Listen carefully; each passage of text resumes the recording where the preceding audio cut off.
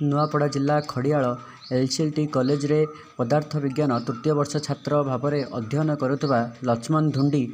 एक money sanitisation यंत्र उद्भावन करिथिबा दाबी करिसेंती। से एही मनी सैनिटाइजेशन यंत्र को खड़ियाल स्टेट बैंक मुख्य प्रबंधक करुणाकर कुमुरा और खड़ियाल आईपीओ आनंद बेहेरा सामने प्रदर्शन कर देखाइछंती। से दाबी करिसेंती एही मनी सैनिटाइजेशन यंत्र द्वारा 10 टंका ठारू 2000 टंका पर्यंत सैनिटाइजेशन करिहबो एवं कोरोना भली सांघातिक भूताणु को नष्ट करा जाई पारिबो बोली से दाबी करिसेंती। स्टार्टअप कंपनी माध्यम रे से एही यंत्र को बाजार को आनिबा पई चेष्टा करिसेंती। प्रकृत में लक्ष्मण का यही उद्भावन यंत्र केते दूर कार्यक्षम हेब ताहा सरकार तरफ यार कार्यक्षम तदारक कले जनसाधारण उपकृत हेबे बोली लक्ष्मण दाबी करिसेंती।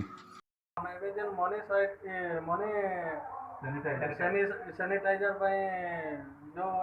गोटे डिवाइस देखाई आसिकी से ऊपर आपण कौन कह मो ना आनंद बेहरा आईपीओ खड़ियार ये मनी सैनिटाइजर मेसीन आम लक्ष्मण नंदी देखले यहाँ बहुत बढ़िया जिन कहीं आम सब जिन सानिटाइज हो पार्टी कि मनीटा को आम सानिटाइज कर